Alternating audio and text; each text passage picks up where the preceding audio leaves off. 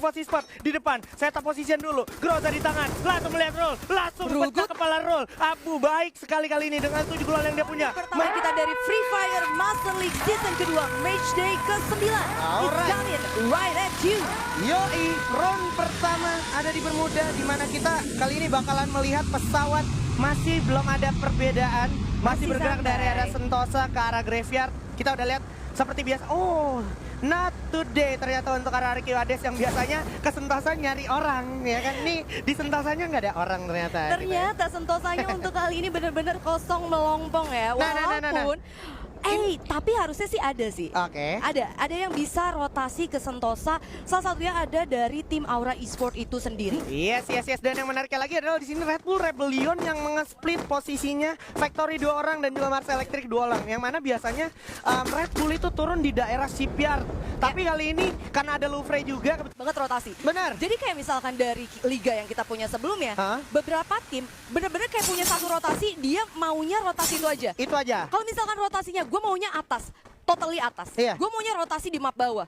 Gue benar-benar mau bawah. Baik itu di center map, itu benar-benar center map. Tapi kali ini setiap tim benar-benar punya warna-warni terkait dari rotasinya itu sendiri. Iya, jadi mereka punya bukan cuma plan B tapi plan C sampai Z bahkan ya. Kayaknya punya, apalagi ya kalau misalkan ternyata ketemunya dengan pot yang berbeda.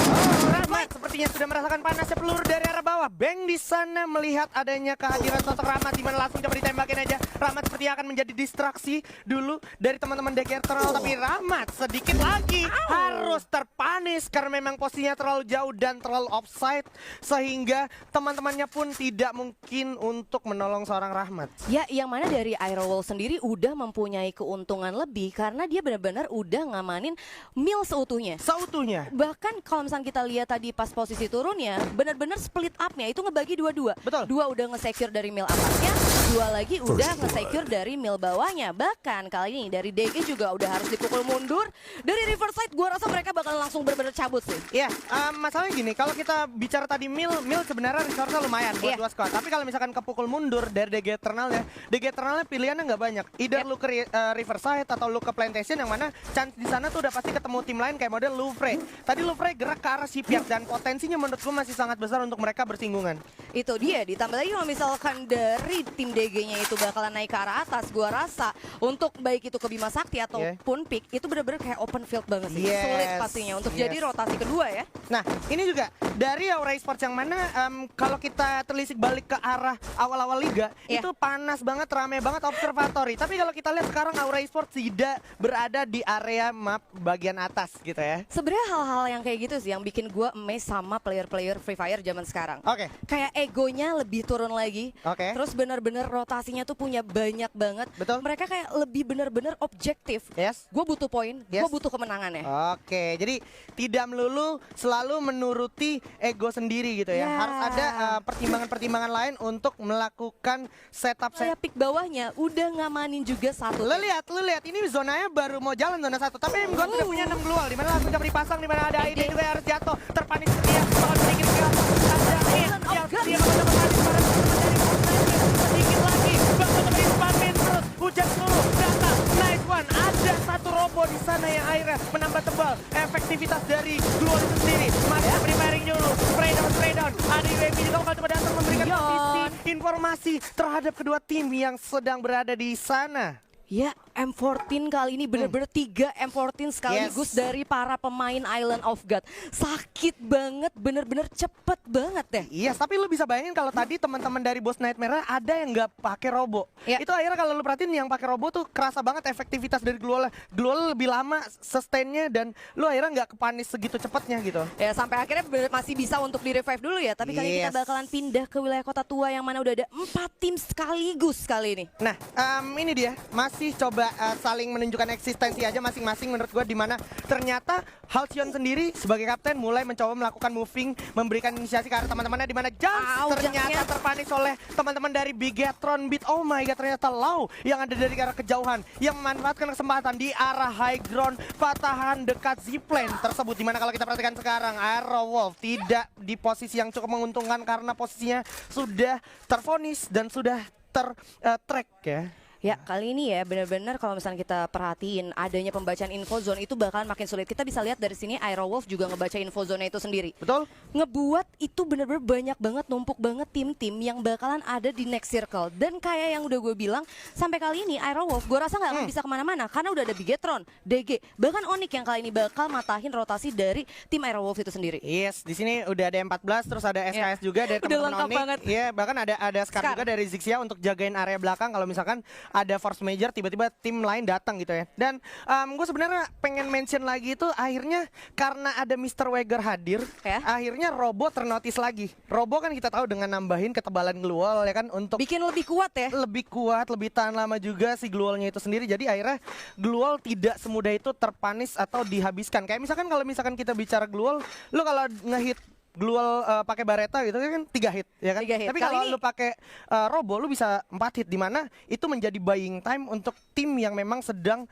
kena pressure gitu ya. Wah, udah porsi lengkap ya. Jadi udah pakai dari Mr. Wager, terus pakai Robo juga. Bener. Pakai Falco juga biar turunnya cepat. Bener. Dalam satu tim udah benar-benar kebagian lagi, lebih jelas lagi untuk petnya masing-masing.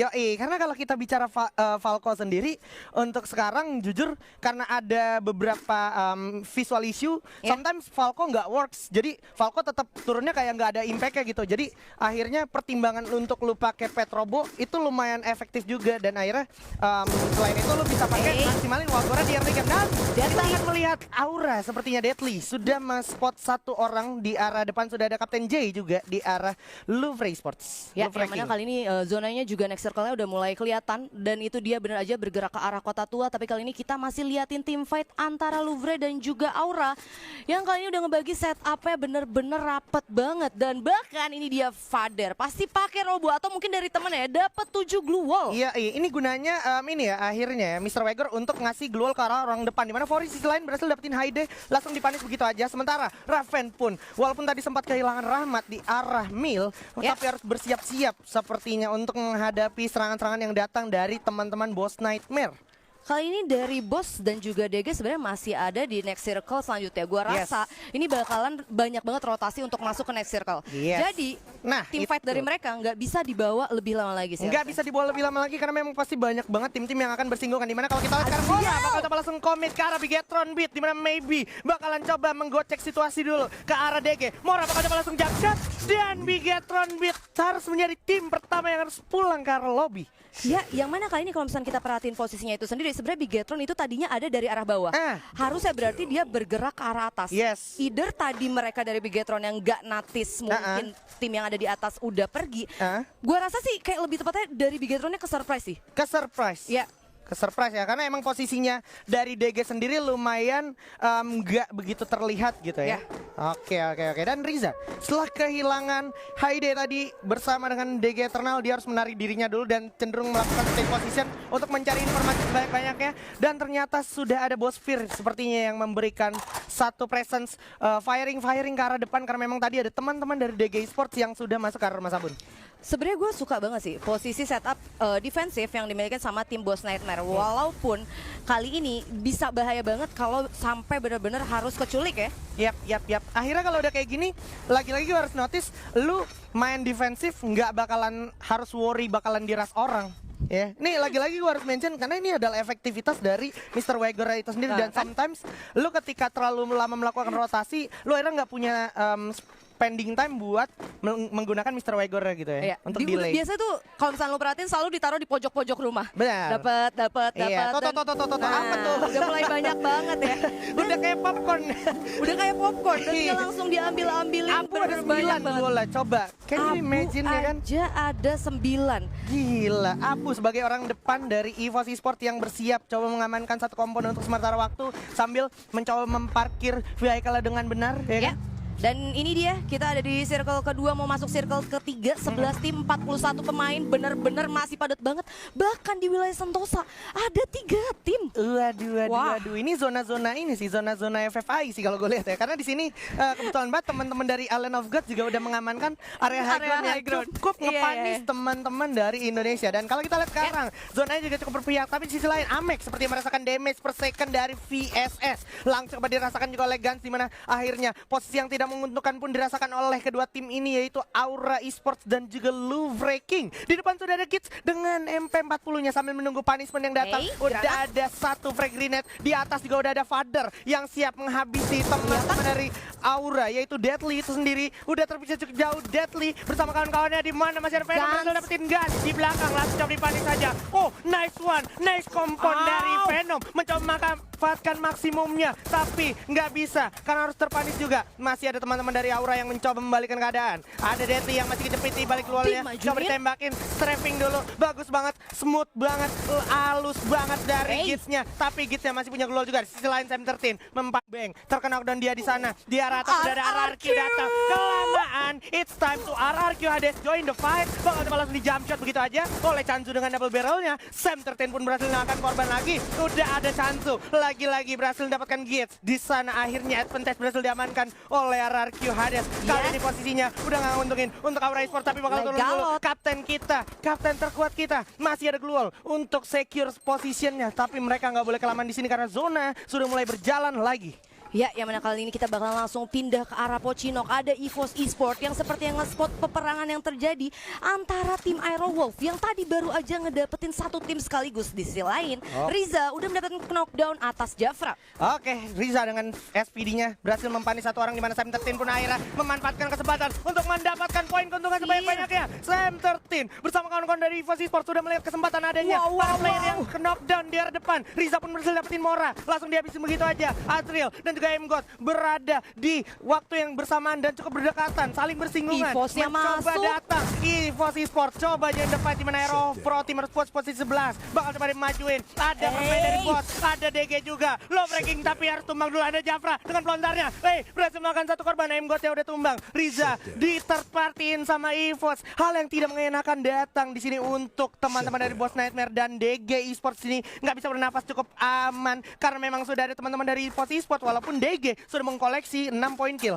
Ya, mana kita lihat juga ada Amek yang udah harus tereliminasi. Banyak banget. Aura Esports puas di peringkat ke-7. DG kali ini bakal langsung berhadapan bersama para player dari EVOS yang masih 4 orang. Oke, kapten kita Legalot Renang Gaming ya kan, Smurf Gaming masih coba bergerak ke arah bawah kolom jembatan. Di mana Lau? Apakah Lau tidak menotis eksistensi dari Legalot? What are you doing? Lau tidak melihat area air yang sedang ada. Kapten terkuat kita dengan M249. Lau, what are you doing? Lau harus tidak mendeteksi keberadaan dari Kapten Legalot dengan kemampuan strafing yang sangat baik, adaptasi yang sangat baik, sehingga tidak terdeteksi sama sekali oleh Lau kali ini. Dan kalau kita perhatikan di atas juga sudah ada teman-teman dari Red Bull Rebellion yang siap ngepanis keadaan teman-teman yang masih ada di bawah, dan ada Ellen of God yang siap menguasai tengah zona terakhir. Ya, yang mana kali ini sepertinya tim fight bakalan ada dari Red Bull Rebellion bersama dengan RRQ. Chansu udah langsung harus di knockdown dan sepertinya bakal langsung dipulangkan.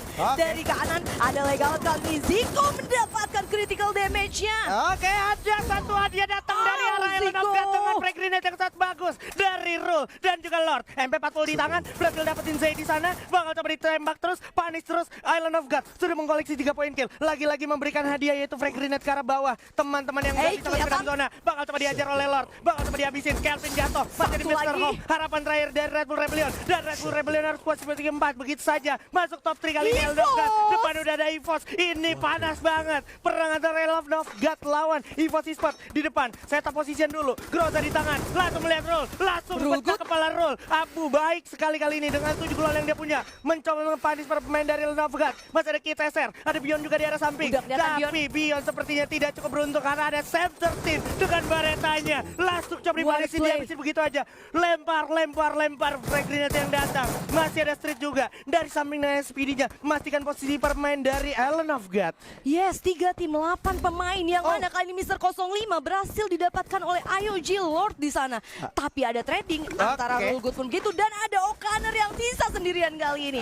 Oke, masuk top 3, 7 orang tersisa. Kapten Kit juga udah terlihat dengan double barrel-nya. Udah ada yang jatuh, Sam lagi-lagi makan Lord di sana. Lordnya, kita harapan terakhir, coba jatuh tapi malah harus tumbang terlebih dahulu, menyisakan Okaner aja. 1 lawan Scott Okaner, Easy Thrill. EVOS dengan total full brilliant kill. EVOS akan kabuya kali ini karena positivity-nya nyaris 99%. Dan yes, this is Buya for EVOS Esports di game ronde pertama. Wow.